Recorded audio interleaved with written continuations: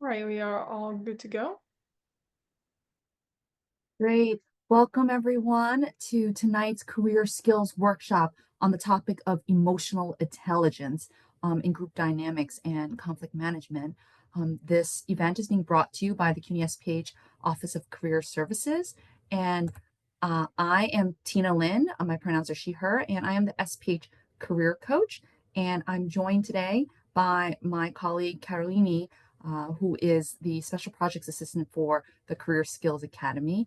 And you may have met some of our other colleagues, Maya Lloyd, who is, for those of you that are doing field work, you might have spoken with her from the Office of Experiential Learning, and or Abby Goldberg, who, if you've had any issues with handshakes, she runs the handshake office hours. So feel free to drop by those and prepare for career fair. And Taylor Joss is our CSA program, Career Skills Academy program manager. She's also an alumna, and our team is actually led by an SPH alumna. Hannah Stewart Lathan is the director. And so we all are here as a team to support all of you throughout your CUNY SPH journey and your career journey, those next steps. And today's event is coming with from a long list of events that we've held this semester. We're almost at the tail end. We've only got 3 more events after this, so mark your calendars. RSVP, go to our events page. And in case you missed it, like we just had an amazing masterclass speaker earlier this week. And so these are in your Handshake resources, which is if you're logged in, you'll be able to see what I mean right now. Carolina is going to help drop the link in the chat. But check out these recordings. And there is just one more masterclass speaker that are these are industry leaders that are coming to share their career journeys with CUNY SPH students. So be sure to show up for those and read up on their bios, read up about their companies, be prepared to engage and gain insights from these leaders, from these public health professionals.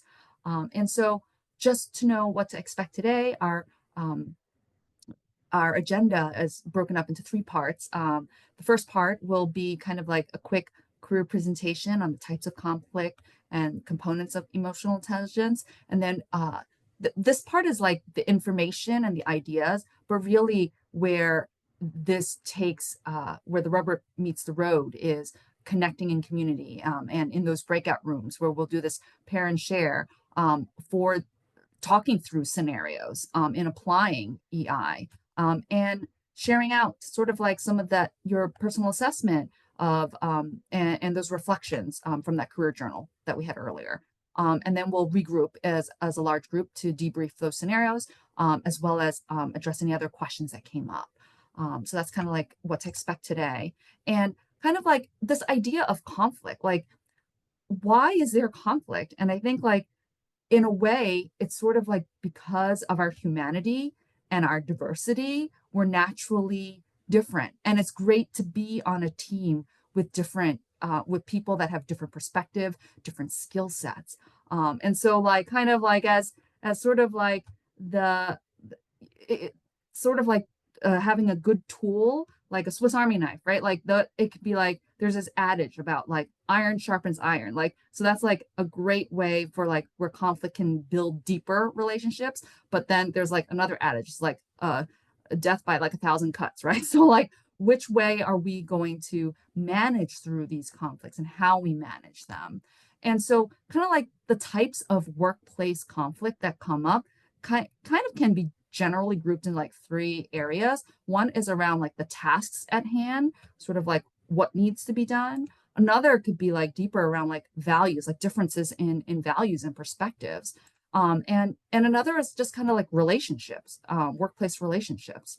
And so sort of these aspects of emotional intelligence, kind of like the 5 pillars of this around starting with kind of like this self-awareness and how do you self-regulate that in with empathy and that motivation in these social contexts, right? So these five key pillars of emotional intelligence, and the kind of like they often talk about emotional intelligence like with four quadrants, right? Again, kind of like splitting it up between the self and the social aspect, others, right? Like, what do you do with what you know around, like for yourself, kind of like that self-awareness, and then how do you apply that in self-management, in like context, like gaining social awareness, being able to read the room and managing relationships, right? Um, and so certainly it starts with that self-assessment. And so sort of like looking at, we'll be talking more about this in our breakout rooms in terms of like, just a quick, how would you rate yourself as like, if have people told you that you're a good listener? Is this rarely, sometimes, or often? Or like, how are you able to handle feedback? And can you recognize your emotions as you experience them? And are you able to build that rapport with others? And do you seek regular advice and guidance? And we'll kind of talk more about like your personal board of directors. And so, starting with self awareness, kind of like this idea that like these hot button topics or like issues is sort of like the tip of the iceberg, right? Like, really, the question is what's going on beneath the surface? And so many things below that iceberg, right? And especially those emotions and kind of like being aware of them is sort of like that first step. And interestingly, there is a really neat analogy by a psychologist named Jonathan Haidt. And in this analogy, he talks about um, behavior change and kind of like, so this is kind of like where, if you're aware of something, how do you regulate it? And so Haidt talks about there's two sides. There's an emotional side and an analytical side. And like the emotional side, kind of he talks about as the elephant, like ginormous creature, right? Um, and the analytical side is the rider on top of the elephant, which is kind of like your mind. And so how does like mind over matter play a part in self-regulation? And so Haidt also talks about the path, right? The path that one is taking. And so kind of like if you are the rider, how does your mind help direct and motivate this elephant, which are these emotions, to take the path leading to the best outcomes versus like running amok, like off the path, right? And so, sort of like, directing your mind to motivate those emotions to move towards the path and shaping that environment. Um, and so, kind of like for motivations, sort of like considering, well, what are those immediate, like, what's the task and issue at hand? And thinking through sort of like, well, what are those priorities for the short term, as well as the long term goals? And then how does all of this like align with values, interests, and passions from a personal perspective, right? So it's kind of like this is also applying reading the room, reading yourself, and kind of like thinking ahead. Um, and so, sort of like thinking about your own, like just this issue and how you react to it, this your own iceberg, and how this sort of kind of might collide with other people's icebergs, right? Around different work styles, different communication styles, and sort of like looking for that alignment and common ground around these interactions to make them to build that interconnectedness. And like also bearing in mind kind of like those other group dynamics of like who's who and assigned to what, sort of like understanding kind of like those organizational hierarchies, whether it's like your leadership, your supervisor, your peers, your colleagues, collaborators, your external partners. Maybe it's people that you're supervising, right? And so, sort of like this idea of like you might be managing up, you might be managing down, you might be managing across, and most importantly, it's managing oneself. And sort of like how to apply empathy in communication, with in these interactions. Utilizing I statements, right? From sort of like those observations, like what do you sense? What are you hearing? What are you seeing? Kind of like also like sharing about, well, what do you think? Or what do you feel? Or what do you want? And thinking through those actions, like what are you going to do about it, right? So like this empathy and communication, sort of like for yourself and for social. And so we are going to get into like breakout and look at different scenarios. And so can I have some help? Well, let me read out some of the breakout room scenarios, but then you will be paired up. And so if you in your room can kind of share, introduce yourself, share a takeaway or a question that you have from the presentation so far, and decide on which scenario and role you want to discuss and handle it. We'll regroup and share out. And so this first scenario, kind of like with a colleague, right? More than just time difference. You're frustrated because your colleague in England keeps messaging you at 5 a.m. your time. They send you seemingly urgent requests when you're sleeping or just waking up, and you're sick of being bombarded with 11 requests before you've even sat down at your desk. You get the vibe they don't like you very much. How do you approach them, and what do you do next? Another one is receiving feedback. Maybe it's those performance reviews, those annual performance reviews, if anybody want to have had them. And like in this scenario, pick a role, whether you're going to be the person that's being managed, the direct report, or if you're going to be the manager or the supervisor, and discuss both sides. So for the direct report, you're meeting with your manager at your annual review, where your manager has rated you average on meeting goals, with reasons explaining that you have not contributed ideas at department meetings and or missed important deadlines last month. You disagree with the assessment. What do you do next? From the manager side, you're meeting with your direct report to deliver their annual review. They've been rated average on meeting goals. So your conversation addresses issues about not contributing at department meetings and missing important deadlines. So your direct report says the review is unfair and won't sign it. What would you do next? What could have been done differently? So Carolee is going to get ready to set up the breakout rooms and get everybody going. But before we all leave for breakout rooms, any questions before you head out? And for those who haven't joined breakout rooms before, just click the more at the bottom of your screen, and you should be able to join that there.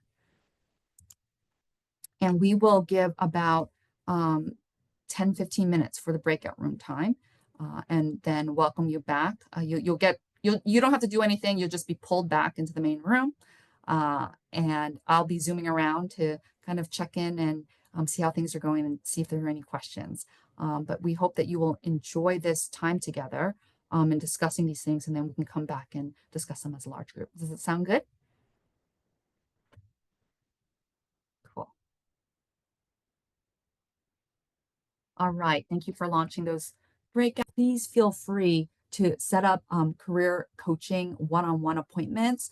They are booking out for June, but just grab an appointment and then email to be put on the wait list for earlier appointments. But like we discuss all career related topics, not just resume and cover letters or interview prep. We do all of that, but we also do career exploration, career planning, job search strategies, networking, and workplace management issues and that sort of a thing and more, right?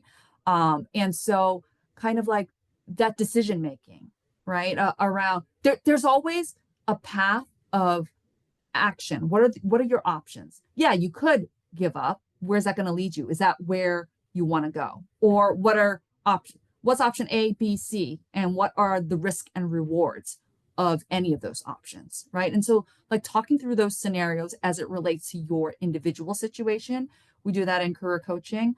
And again, I also encourage you to build that personal board of directors to sort of like discuss these scenarios and sometimes the difficult decisions that need to be made.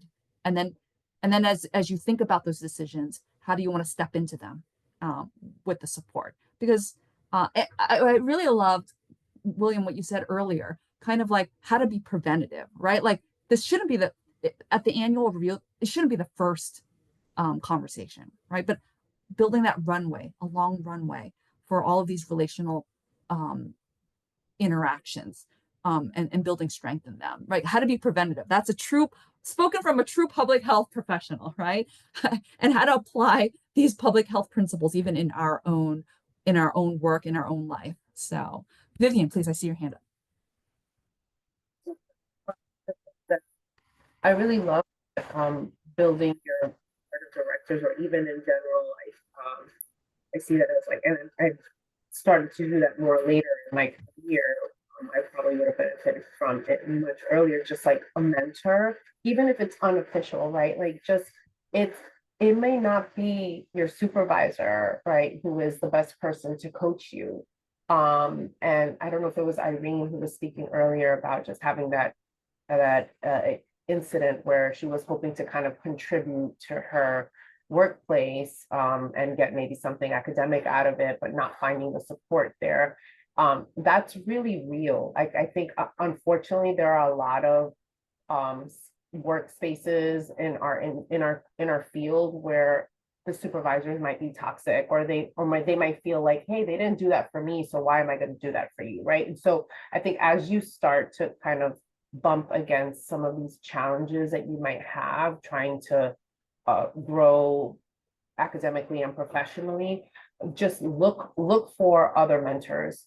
And this is something that I've been trying to do more of, but just thinking about what I'm dealing with right now, I think, again, now in this new role, I might need to kind of broaden who else I want to get coaching from, because now that I've grown in my professional title, I need to know how the people that are even above me are navigating all of this, right? How are you finding work? I literally just recently asked one of our bigger commissioners, just how are you finding work-life balance? Like, how do you turn it off? Because I find myself getting pulled into work emails all day long, right? And so now it's like, okay, I need to push myself to that next level of like coaching to be able to understand, how do I not burn myself out as I'm trying to do this important work?